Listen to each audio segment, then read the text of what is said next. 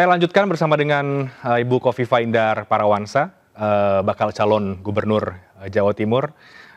Kita sudah bicara banyak ya Bu ya, dari mulai politik, kemudian program apa yang akan Ibu, keberlanjutan seperti apa yang akan Ibu lakukan. Tapi dari semua yang sudah kepemimpinan sebelumnya, apa yang menurut Ibu, Ibu rasa belum tuntas sebenarnya, dan itu yang kemudian menjadi PR sendiri bagi Anda untuk menuntaskan? Proses ini kan masih kurang lagi, Ibaratnya di atas langit ada langit gitu.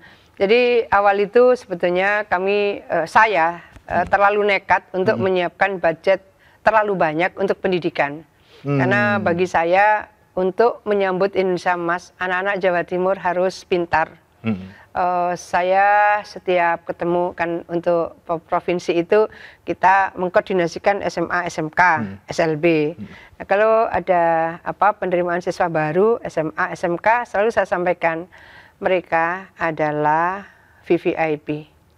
Pada kepala sekolah saya bilang, saya menyampaikan Kacapdin, kepala dinas, very important person ke depan itu adalah mereka. Didik mereka dengan baik, bangun harmonious partnership. Selalu saya menyampaikan mereka harus terbangun harmonious partnership. Kita dulu kan punya Nawabakti Satya, dari 9 itu ada Jatim Harmoni.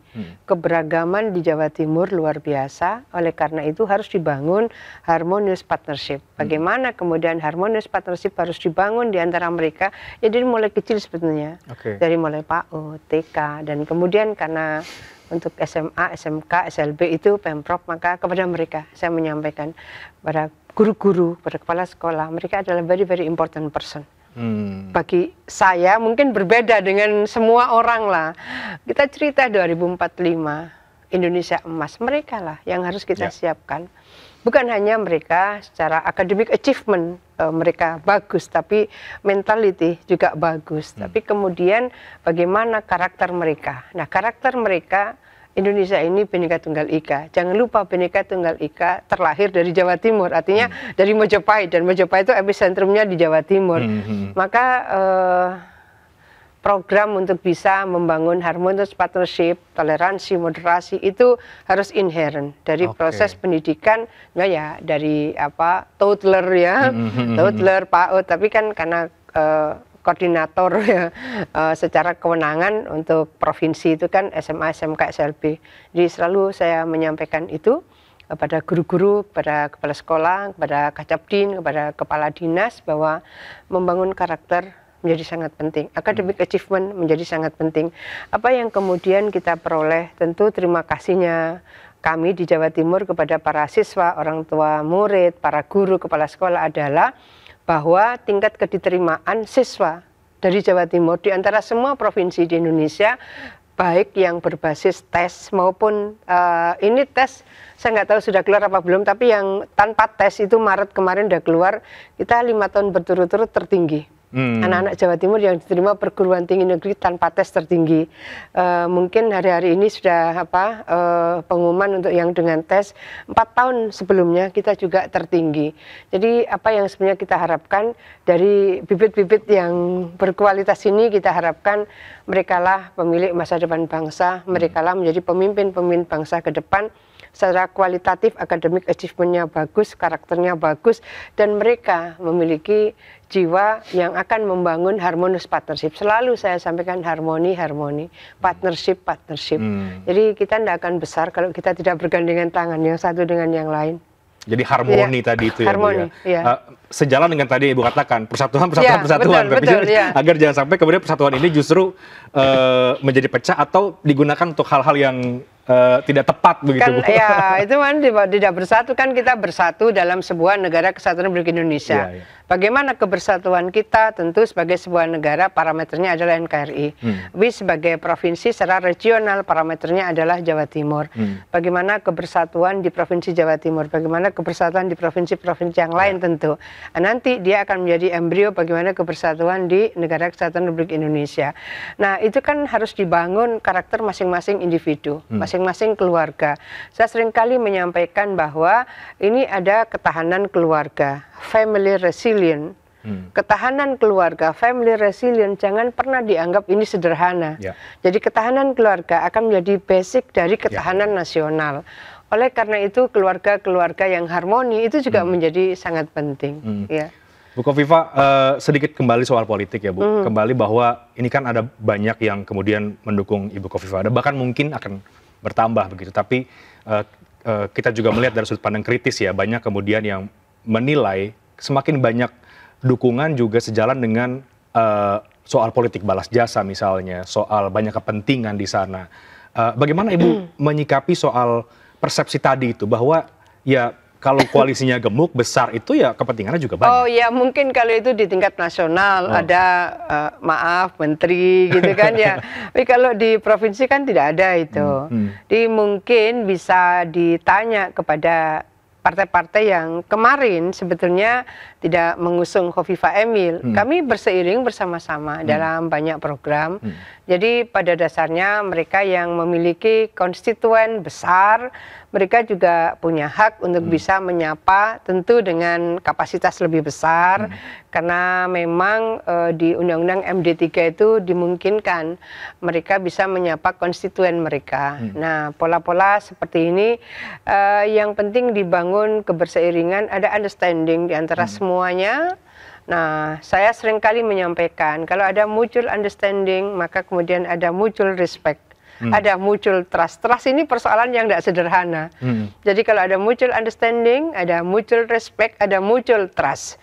Jadi kalau ada trust satu dengan yang lain, maka sesungguhnya kalau ada ya mungkin sensitivitas tertentu gitu, mereka akan ya insya Allah Bu Khofifa nggak gitulah, kira-kira seperti itu. Jadi kalau di level daerah tuh nggak ada itu koalisi besar kemudian kepentingan itu tuh menurut Anda tidak 5 tahun kemarin saya rasa kita bisa membangun equality ya di antara seluruh kekuatan, insya Allah terbangun. Jadi bukan karena ini mendukung, ini tidak mendukung, ini pengusung, ini bukan pengusung.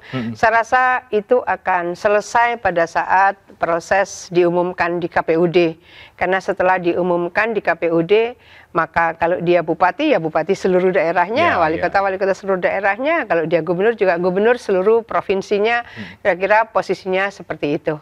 Jadi sangat penting dibangun mutual understanding, mutual respect, dan mutual trust. Harus ada trust. Kalau nggak ada trust ya, saya rasa kemungkinan dinamikanya bisa agak dalam gitu ya.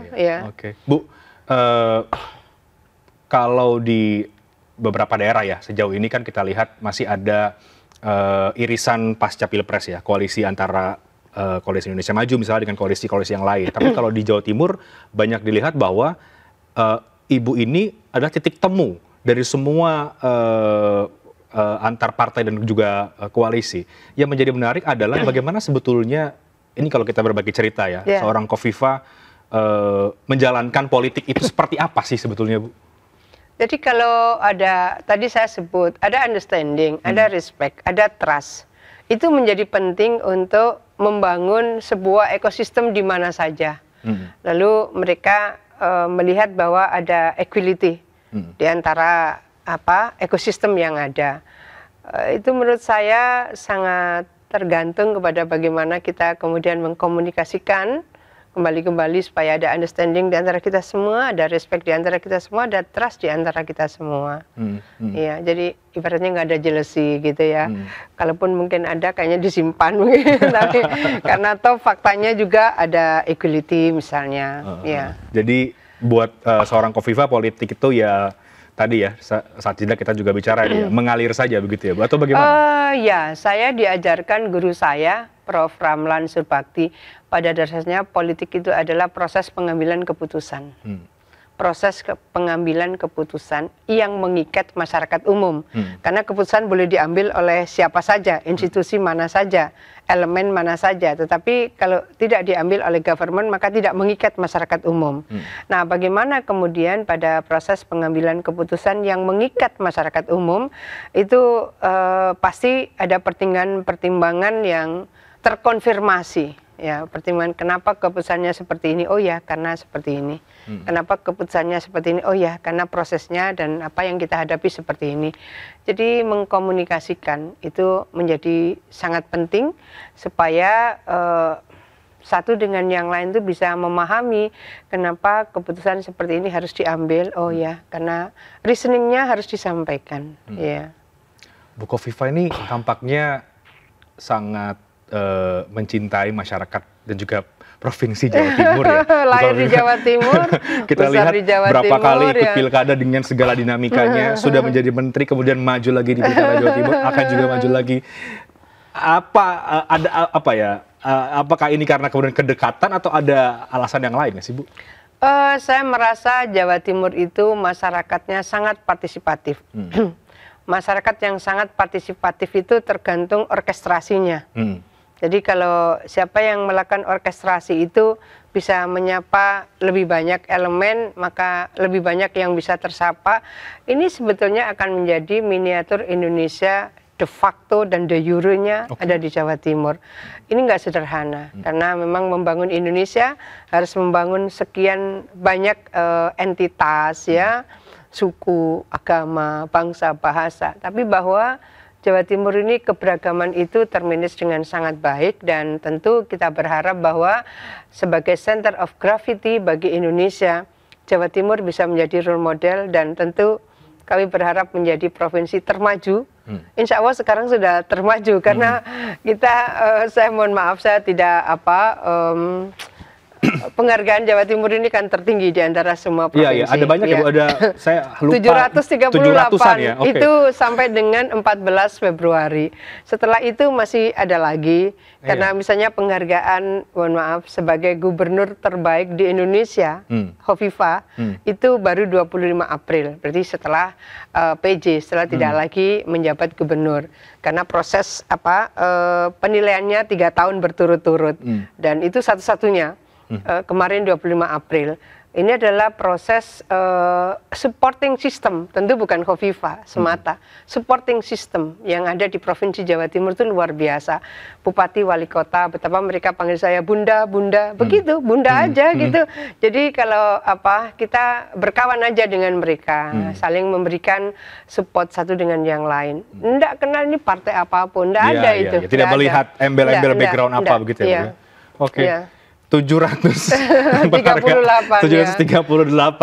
Saya yakin mungkin Ibu Khofifa juga tidak ingat semuanya itu ya 700. Tapi apa yang paling berkesan di antara 700-an penghargaan itu Bu? Tentu karena ini diberikannya juga setelah saya selesai melaksanakan tugas di 25 April hari Otoda.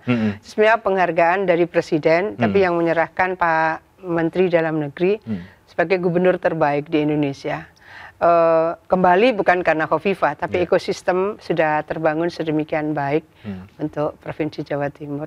Jadi itu yang cukup berkesan ya bagi Bu Khofifa. Artinya apa bagi Ibu secara pribadi?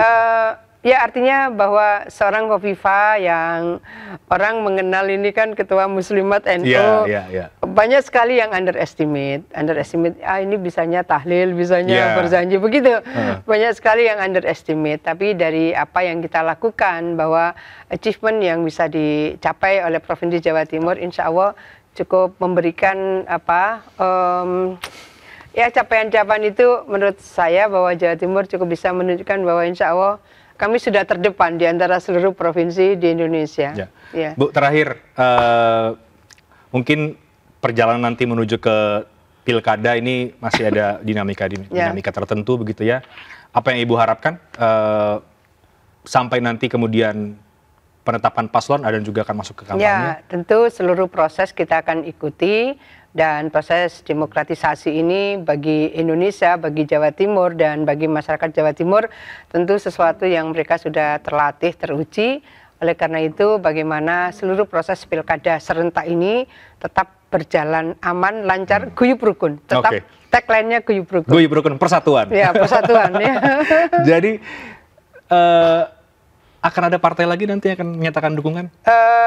Insya Allah, ya. Oke, kita akan tunggu ya, Bu ya. Mungkin belum bisa disebutkan. Kita akan tunggu siapa kemudian partai yang nanti akan menyusul memberikan dukungan terhadap Khofifa Emil. Bu Khofifa, terima kasih banyak waktunya. Sudah kita berbincang banyak soal politik, soal program dan lain-lain. Kita menantikan bagaimana kemudian dinamika ke depan menuju ke pilkada. Semua lancar. Ya. Baik, terima kasih Bu Khofifa untuk waktunya. Terima kasih. Demikian perbincangan saya one on one dengan Ibu Khofifah Indar Parawansa. Kita akan lihat nanti seperti apa dinamika ke depan, dan tadi sudah disampaikan juga oleh Bu Khofifah akan ada partai lagi yang bergabung. Kita akan tunggu. Saya Rehat Sirait pamit, terima kasih. Sampai jumpa.